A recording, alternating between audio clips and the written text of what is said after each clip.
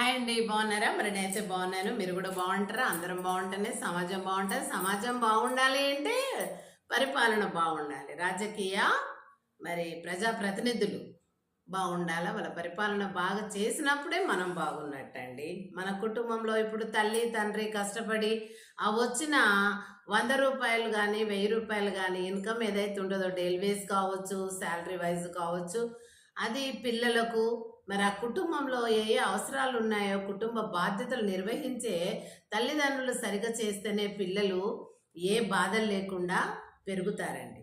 అదేవిధంగా మన యొక్క పరిపాలన చేసేటటువంటి ప్రజాప్రతినిధులు ఇప్పుడు నిలబడినటువంటి గ్రామానికి ప్రతినిధులుగా అన్ని ఊర్లలో నిలబడినటువంటి అభ్యర్థులు కూడా మరి మంచిగా ఉంటే మన కుటుంబ తల్లిదండ్రులకి ఇప్పుడు నేను చెప్పాను, వాళ్ళ కష్టార్జితం పిల్లలకు కుటుంబ అభివృద్ధికి ఏ విధంగా మరి శ్రేయస్కరంగా ఉండేలాగా ఉపయోగిస్తారు. అట్లాగే మన రాష్ట్రంలో మన గ్రామంలో ఉన్నటువంటి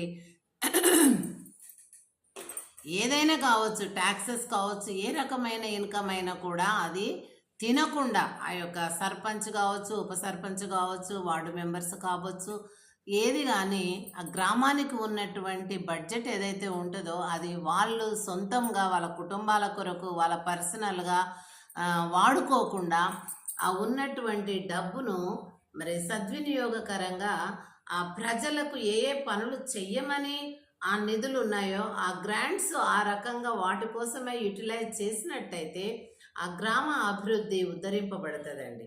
కాబట్టి అది చూసిన ఓటు వేసినటువంటి ఆ గ్రామ ప్రజలు ఆ గ్రామాన్ని వారికి వారు వృద్ధి చెందింప చేసుకున్నట్టండి.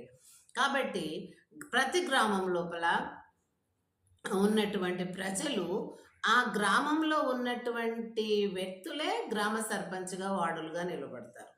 మరి గ్రామంలో ఉన్నటువంటి ప్రజలందరూ 1000 కానీ 500 కానీ 2000 కానీ ఉన్నటువంటి పాపులేషన్ కూడా వాళ్ళు ఎలాంటి వాళ్ళో తెలుసు. అందుకని మంచి వాళ్ళని ఎన్నుకుంటారు. కానీ ఈ మంచి వాళ్ళను ఎన్నుకోకుండా స్వార్థపరులు ఏం చేస్తున్నారంటే దొంగచాటున వాళ్ళను ఆ యొక్క ఓటుని దొంగిలిస్తున్నారు. వాళ్ళు ఇస్తాం అంటలేరు. ప్రజలు మేము మీకు వేస్తాము మీకు ఇస్తామని అంటలేరు. వేసినాక తెలుస్తుంది.